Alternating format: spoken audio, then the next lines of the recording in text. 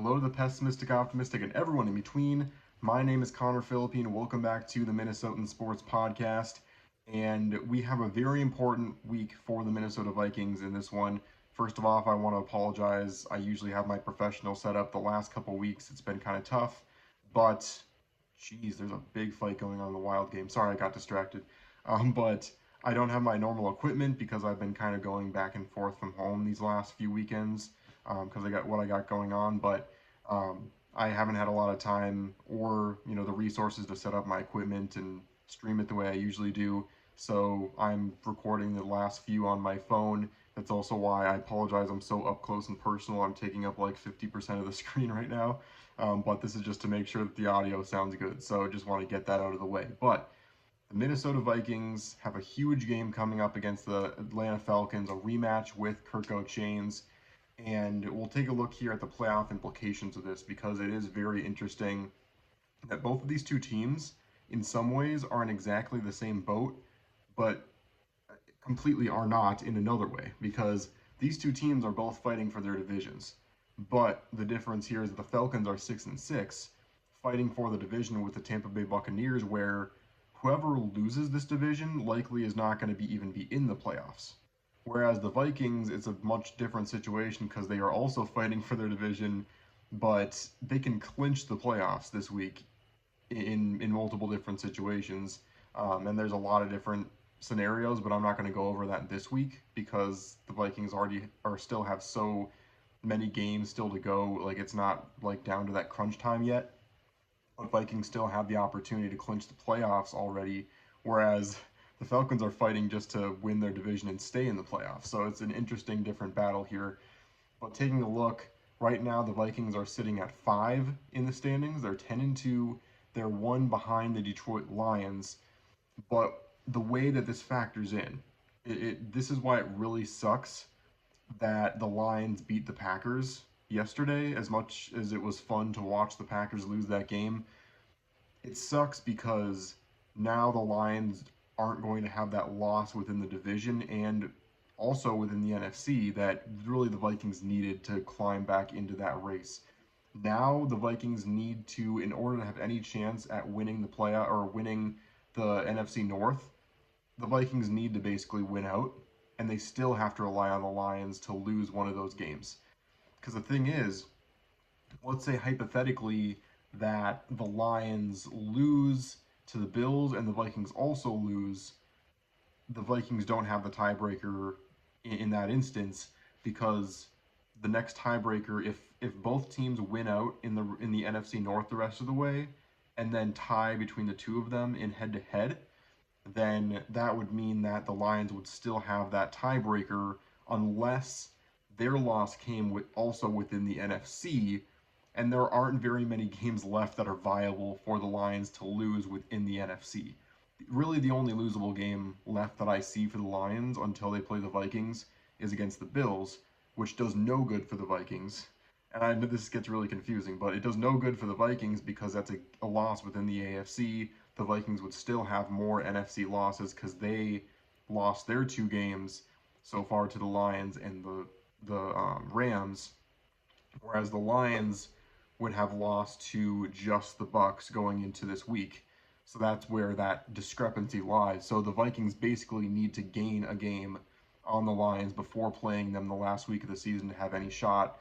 So that's why the loss that the Packers suffered to the Lions on Thursday Night Football really puts a damper on the Vikings' chances of winning the NFC North. But if we can win out, it's still possible. It's just going to be tough to win out because there still are some pretty good teams left that we're playing. And then, but yeah, the Lions, Eagles, Seahawks are the 3 division winners, and then the Falcons sitting at 4.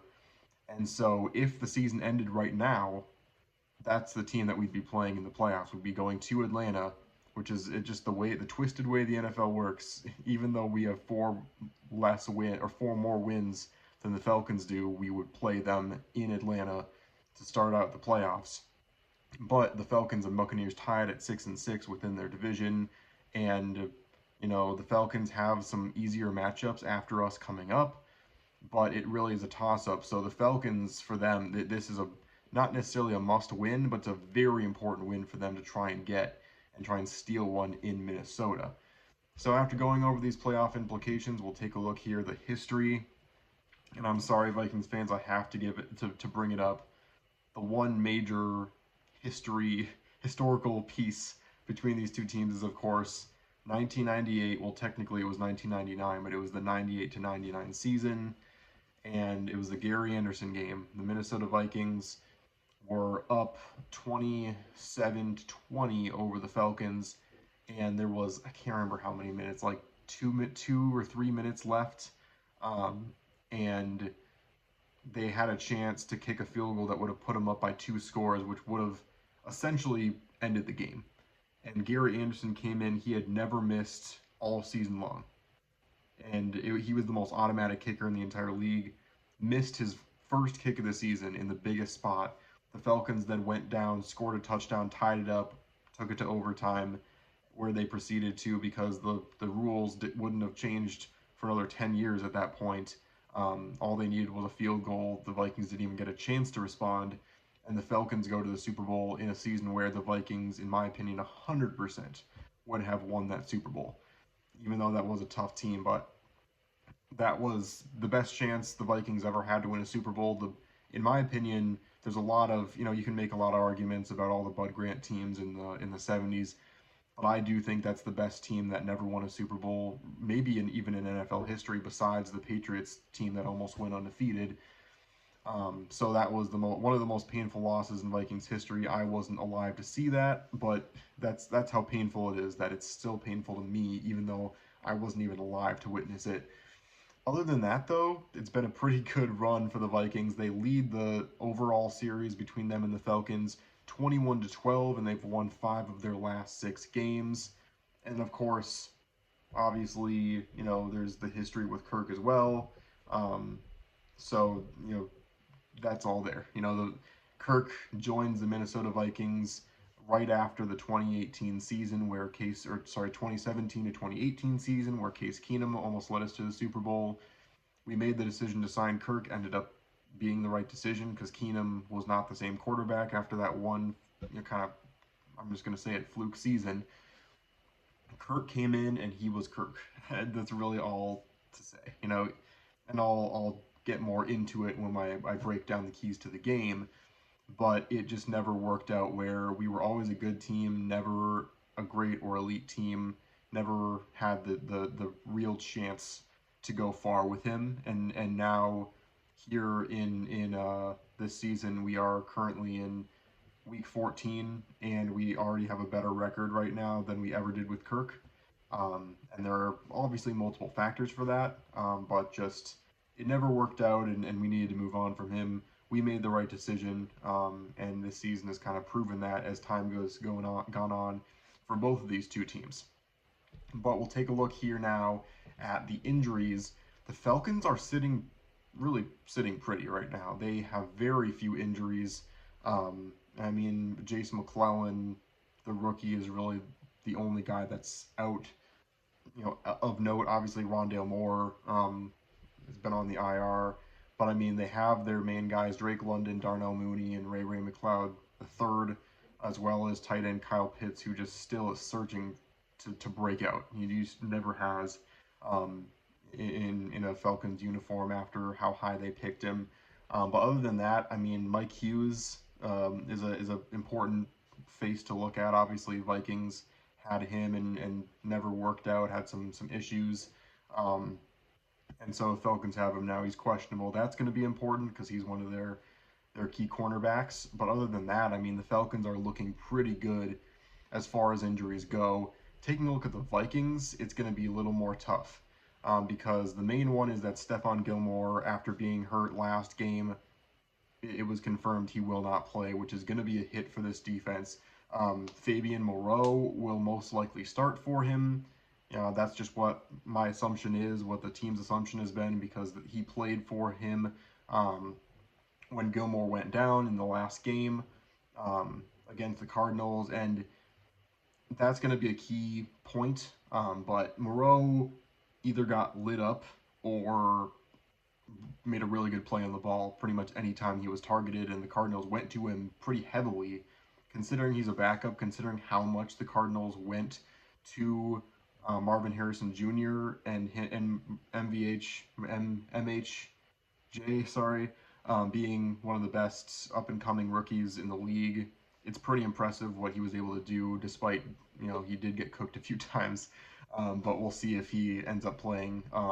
Another huge one is, well, Harrison Phillips is also questionable. But another huge one is Andrew Van Ginkel is also questionable, which would again be another big loss for us.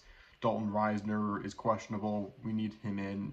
He's not great, but he's better than Ed Ingram. So that's going to be another big one to have. Cam Robinson fully healthy, like he's been. Was very important that he didn't get seriously injured when he got hurt a couple games ago. Other than that, not too much. You could definitely have it worse, but the Vikings are in a little more of an injury pickle right now than the Falcons are. But for the most part, neither team, at least you're not the 49ers, is what I always try to say. Let's get now finally into the keys to the game. The first key to the game, let's see how many times did I write this down. Blitz, blitz, blitz, blitz, blitz, blitz, blitz. 7 times. Way more than that in the game, but that's just how many times I wrote it down. We know the key to stopping Kirk. And this is, I'm just going to go ahead and spoil this now, because usually I do my predictions at the end. My prediction is the Vikings win this game 27-20. And it might even be less close than that, because it might be a little too optimistic to feel good about a game, but I feel good about this game. And the main reason is because this team knows Kirk. And you can make the argument of, oh yeah, Kirk played on this team last year, the last couple years. He knows the defense. He knows a lot of players on the defense, and he knows how these guys work. He's been feeding the Falcons staff with all this stuff. I am a lot more confident in Brian Flores and the fact that he knows Kirk than I am the other way around. Brian Flores being a defensive genius, the fact that he had his defense play against Kirk last year, not to mention the fact that the playing field really is leveled because, yes, Kirk knows the team, but he's only played with Brian Flores' defense as much as Brian Flores has played with him. So that playing field is pretty level. And I kind of, if I was to bet on one of those two having an upper hand on the other, it's Brian Flores over Kirk. Because Kirk's only one guy. Brian Flores is using his scheme that's been terrorizing quarterbacks all season long to try and get to a guy that is an absolute statue in the pocket. And that's the reason why my first key of the game is blitz 10 times, is because we know what Kirk does. Kirk, if he doesn't have good offensive line help, does not have the ability to scramble. And so there's 2 things we need to do in order to shut him down, which is blitz as much as we possibly can. Don't be fooled. I understand they have Drake London, they have Mooney, they are in good shape with their wide receiver room, but that is how the Chargers got to Kirk in the last game, and that's how every single team with a good defensive line has gotten to Kirk and forced him to be less successful, forced him to throw it away, forced to take sacks, and forced to give up turnovers, is by blitzing the heck out of him, and that's just the way teams have been successful.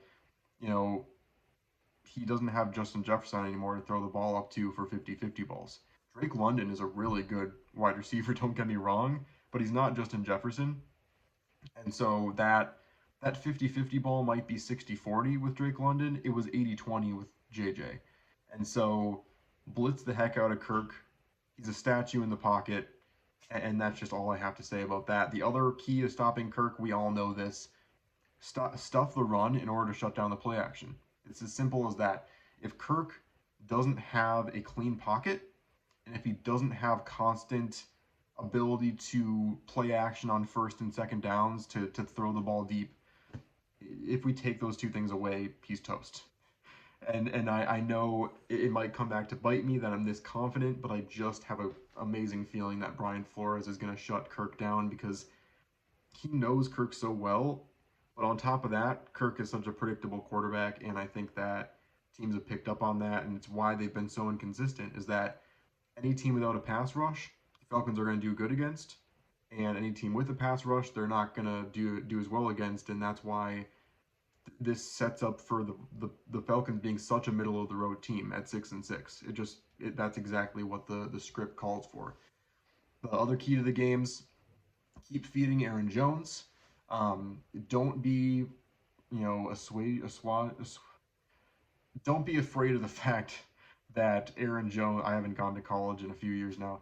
Aaron Jones um, fumbled the ball a few times the last couple weeks, and he does have a tendency to do that sometimes. He's still by far the best running back we have on this staff, and if you give him the ball and show trust in him, he will make up for those fumbles, and he will continue to run the ball incredibly well. Um, my wife is currently crawling on the floor to avoid being in the shot. I don't know why she's doing that. Thank you for trying. Um, what was I talking about anyway? Aaron Jones um, is the guy for us. He might fumble the ball a couple times, and hopefully he takes care of the ball better because that, thankfully Aaron Jones has been fumbling the ball early in the game and making up for it later because it would really suck for him to fumble it late in the game. But don't be, I'm trying to think of a specific word, but don't be discouraged. Whatever. Just don't, let the fact that Aaron Jones has fumbled the last few games, you know, cause you to take him out of the game or limit his snap count. It's fine to put in Chandler a few times a game, but that doesn't mean that we need to worry too much about Jones fumbling the football. Keep the ball in his hands because he is still an amazing running back for this team, and he will get you those first downs. He will get you the yardage you need, and he will put the ball in the end zone when you need him the most. So just don't take the ball away from him just because he fumbles. Also, just in general, don't be afraid to take risks, even if there are turnovers. I talked about this after the Cardinals game in my raw reaction. The way that this Vikings team can lose games is if Kevin O'Connell is too afraid of um, turnovers that he does not allow Sam Darnold to take risks down the field. It's one of the reasons why Kirk um, didn't live up to his potential here. Obviously, his potential still does have a very specific plateau, but he wasn't even able to reach that because of some of those, lack of taking risks. We have Justin Jefferson and Jordan Addison. That should be reason enough to air the ball out way more than we're doing. Jordan Addison, isn't quite as much of a 50-50 ball guy. His frame isn't as much conducive to doing that. He's more of the deep guy, the deep threat. If you're going deep to him, it should probably be in a situation where he's in a good position to make the catch. But I don't care if JJ is double covered. Sometimes you just have to chuck the ball up to him, especially on third downs. Sam Darnold does not need to be taking as many third down sacks as he is. Throw the ball up to Justin Jefferson. And again, like I said, he turns a 50-50 ball sometimes into an 80-20 ball. Take the risk, throw the ball, even on second down sometimes. I would much rather see Darnold throw a couple interceptions than see him scramble backwards and take a 15-yard sack. 15 yards is a little much, but you know what I'm saying. That's been happening way too much, and I feel like this Vikings team is so afraid of giving up turnovers that they aren't seeing the forest through the trees of like, we could be such a more volatile defense if we just take those risks. It's as simple as that. And then finally, the final key to the game: take over in the fourth quarter.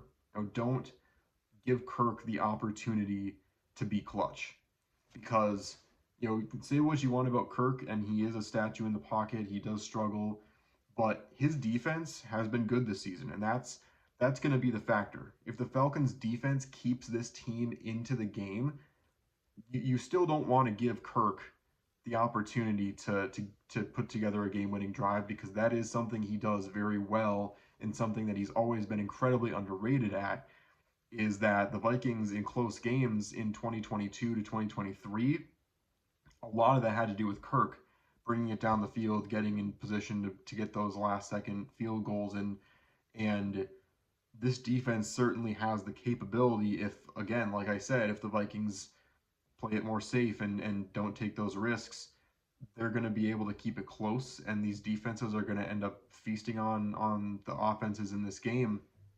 And if that's the case, then this Vikings team doesn't want to give Kirk the ball in the last few minutes. We need to find some way, and we've done this in some points in the season, some points we just really have struggled, is we get the ball and we're only up 3 with like 8 to 10 minutes left to go, take it all the way down the field, take 5, 6 minutes off the clock, and score a touchdown. That is something that the Vikings need to do better, and that's the one thing I think that's keeping them from being considered elite in this league. Is in those situations we have to be able to run the ball, salt the clock, and then score, and knock the team on its knees and take their feet from under them and win the game outright, and put them in situations where they're all of a sudden down by 2 scores with 3 minutes left, because we can't keep giving up these three and outs, or putting together these three and out offensive drives when we're only up by a possession against these teams, because one of these days something's going to give and these teams are going to find some way to be clutch and out clutch us, and that's going to be the way we lose a game if we're not able to get that fourth quarter going. And in general, playing 4 quarters of solid football is something we have to work on. But like I said earlier, my prediction is the Vikings win 27-20. Might still be a one possession game, but maybe a little more comfortable. I do have confidence that we can stop Kirk Cousins. It's just a matter of, will the Falcons defense shut us down? Because it's happened the last few weeks where we've had to rely on a quarter and a half of really good football to get us back into a game. I just hope the Vikings can find ways to not let that happen anymore. But I do think that this matchup with the Falcons, especially with Kirk and the way this offense operates, feeds perfectly into the hands of what Brian Flores probably has in store for this team. So let me know in the comments what you think, but I say the Vikings win 27-20. It should be a very, very interesting game, and I hope the Vikings come out on top. Again, we need to win out, basically, and we need to hope the Lions lose to the Bills next week for sure if we're going to have any chance of winning the North. Otherwise, we could be staring down the Falcons in the wild card round as well, but that's still a ways away. But thanks so much for watching this video. Let me know what you think in the comments. Please like and subscribe, and I'll see you on the flip side.